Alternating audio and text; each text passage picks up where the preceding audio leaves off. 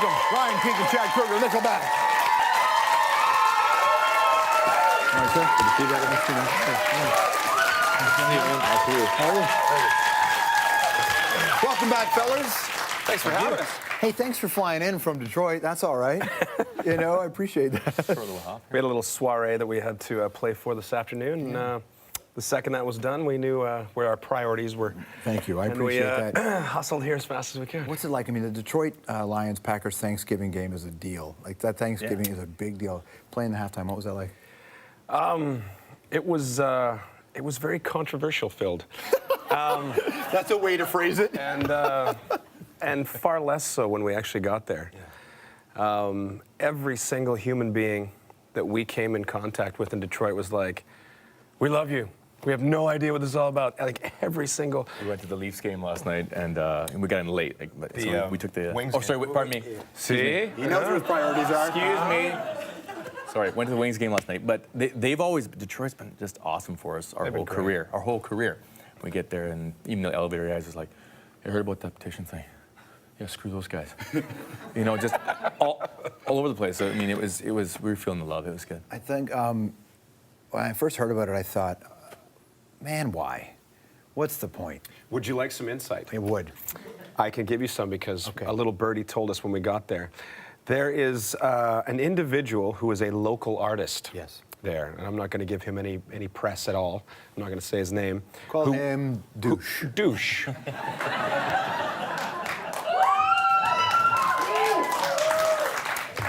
Douche wanted to play the halftime show. Yeah.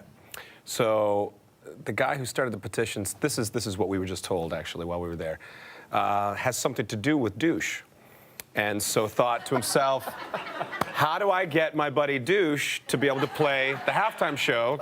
I will start a petition. Right. And it's not tough to track down some Nickelback haters. I mean, that's not tough to track down at all. Special. Yeah. But too many people were saying that it was the people of Detroit that didn't like it. Well, it's not. It's called the World Wide Web. Right, yeah. You know what I mean? So. But that didn't mean that we were any less nervous going there. We're like, this is weird because we, literally, in America, one of our biggest markets has to be Detroit. Because I think it's a blue-collar sound and it's a blue-collar town. It's a blue-collar sound, it's a blue-collar town. You know? That sounds like 2 new lines for me right there. Just, make sure that's a radio single and give me some publishing, okay? Yeah. You just look into camera and like, 60-40. That's right, we're signing that.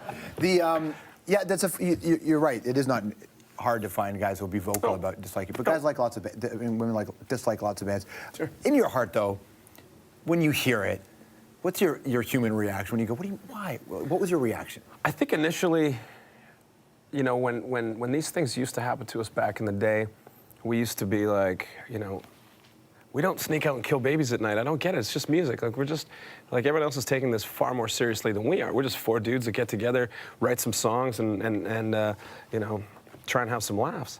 So back in the day, it was a little more like, you know, the furrowed brow. It was probably a little more painful. Now it's just kind of like, I think if that stops, we're in trouble, you know?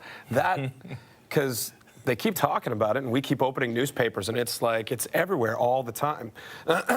But it doesn't seem to be hurting us in any other facet of our career. So if this is the trend and it can just stay exactly like this, I hope it stays exactly like this. Well, you've got a new record out. We got a new record out. That's be exciting.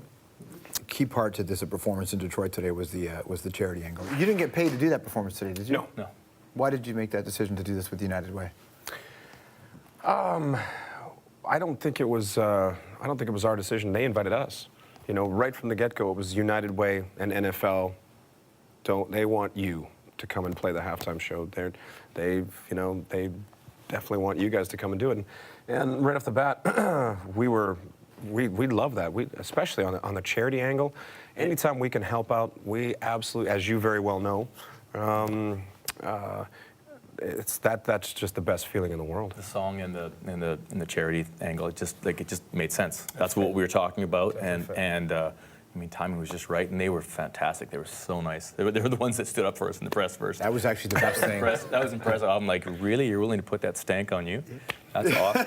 You know what's That's funny? impressive. You say that, but when you got your Walk of Fame, and I was honored that you asked me to do your Walk of Fame thing. We were honored you said yes. Well, of course I'd say yes. And so when they got their Walk of Fame, I went up and I said I did the introduction for why you should be here, and I did that. And as we walked up, I know, but you killed everyone else's introduction. Well, you slayed it. It was fantastic. I meant every word I said, but you said thing, and then you pulled me in and you said, "There goes the rest of your career." That's what you said to me. It's jokes on me. Jokes on me now. The kiss of death. Good for you. Funny or Die is to land on that website is a great accomplishment. How did that happen? I think they saw the absurdity in everything that was going on, and they're like, "What?" They're like, "Guys, we don't get it. Please come and do a skit with us so we can make fun of this absurdity." And we were like, "Absolutely." And Will Ferrell is co-owner of, and I'm a huge Will Ferrell fan, and so anything that he's associated with, I'm like, and I'd seen a ton of the Funny or Die skits, and once we were honored to do that too, it was like, that's perfect. It's great that someone else is taking notice of the absurdity. Talk to me about what your woman Trina's doing.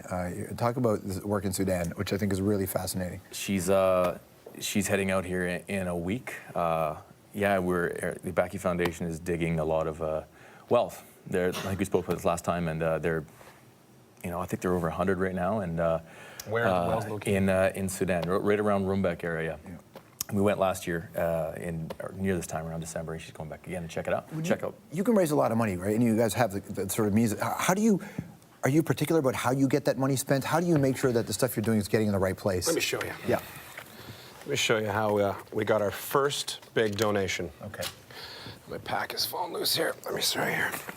You see right here, right in the very back, you see where is it here? Too small for camera, I'm pretty sure. Anywhere, it's in one of these ones. It's that size. Yeah. And it says Nickelback, and the L and the E are reversed and it's spelled wrong.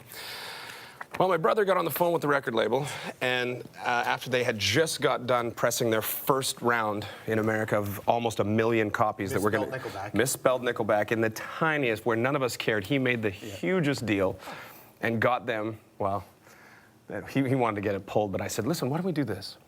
How about you guys donate $100,000 to our new foundation that we just started up, and we won't make you repress the first 800,000 copies that you guys did. And they're like, no problem at all. That's a good move. Knowing, look, I'm glad you did it, but knowing you're full Canadians, this is spelled wrong. It should be L-E, but it should be L-E. But so how do you know when you're making when you're spending the money in the right place? You're going there yourself? Yeah, well, that's an excellent question. Yeah. I'd like to know this too, Ryan. Yeah, exactly. It's going. Where is the money going? We've got a fantastic car at home. That's the thing is that that's why these guys, when we generate charitable funds on the road and whatnot, I'm comfortable with what we're doing in the foundation. My wife she spearheads all this stuff, and I feel good about it because I know every penny is going there. When we went there to dig wells, there's certain organizations that would like you to funnel it through them to make sure it goes through the right channels, blah, blah, blah. And we're like, no. So I literally, this is probably screwed up for my future travels, but I flew there with cash in the backpack. And how much money? Don't say this on national television. A lot. Stop saying this. But it was the risk I was willing to take because we took over about 100 grand over there, and we give it right to the guy that's digging the well. And I feel good about that, and I think the people that donate towards these things feel good about that. So it just makes sense. If it costs $9,000 for a well, we know that every $9,000 we give is going to that well, and it supports a whole community, and people can stop moving. But they're doing cool things with those wells too now. Aren't they talking about trading arms in for those wells? They've started this. Now that South Sudan has become its own country, they're starting to trade arms for water. You bring in your AK-47s, we'll give you water. Yeah. Because you can't drink those bullets. Right. Yeah. And they're like, that's a pretty good idea. No matter what Ice Cube says in his lyrics, you cannot, right? And it's working. It's working. She's going next week, and we're going to assess the rest of the wells. And so we know, again, just every dime goes to the project. I feel good about it. Everybody else feels good. It's also not new for you guys. Nickelback has been a part of this kind of stuff for a long time, haven't they? These guys have supported us the whole time. I can't believe that we've kept them on board this long. We try and keep under the radar, because we're not grandstanders, and I would much rather just kind of like let it go here, let it go there. The record company made us do a big squawk about the if everyone cared. We raised $800,000, and 400 went to Amnesty International. Another 400 went to. We're not grandstanders, but here's where all the money went. No, he's right though. It's like I think we talked about this last time, but I feel like it kind of takes away from the legitimacy. It doesn't, but you feel like when an artist says it or an entertainer says it, it's just like you're just trying to talk it up to make your career better. I've seen the difference it makes. These guys have seen all the difference it makes, and I think that in the end, that's all that counts. So. 1997, what was it? Fly from Hesher? Oh, the 90s. Oh, the 90s. Yeah. On the Commodore, that's at the Commodore Ballroom. Okay. Right? Legendary place in Vancouver. If you could go back and tell those guys something, what would you tell them? What do you think the first thing I'd say? What is it? Cut your hair. Like, No, but it was the late 90s. It was okay at that point. Yeah. okay. Maybe cut your hair in a couple of years, is what you could have said. I don't know what the heck you'd even have to say back Could then. you give those guys advice? I mean, how long? 36 hours ago, or how long ago did I actually cut my hair? Maybe 72 hours ago. I actually. new. Oh, yeah. God. Did you have anxiety about it? No, I was sitting there and I was in a hotel room in LA, and this guy named Joseph comes over and he cuts my hair all the time, and he's snipping it up, and he just kind of went halfway, and I didn't know how to tell him. I was like, Joseph, I don't feel very manly at the moment. That was the best way I could put it, because I just had this bizarre, and I'm like, you know what? Let's just cut it off. I'm tired of having long hair anyway. It's just always a problem. It's an issue. We're shooting videos and stuff. We're outside, and it's like blowing in my face all the time, and it's just a pain in the ass. I'm like, let's just get rid of it. I've been as defiant as I possibly could be for as long as I can. Let's just cut it off. And then I was like, and if it gets to a certain level and we don't like it, I'm going straight to Mohawk. I swear to God, straight to Mohawk was my next. Exciting. That would I'd like that. Yeah. If he had walked out and introduced himself. Okay, if you guys could start a petition against something or for something, what would it be? People chewing with their mouths open. That's Really? interesting. Like, how annoying is that? My mother would just climb right through the TV set right now and just right in the back of the head if she saw me chew with my mouth. There's just so many people just talking. So the other day, and you're just looking at them like, did your mother not teach you that you're not allowed to do? Did she not beat you into thinking that that was wrong? How about this? You had the second most album sales for a foreign artist behind the Beatles. The second most. How long do you think before you whoop those has-beens? Who's that? It's an old band. It used to be called the Quarrymen. Yeah.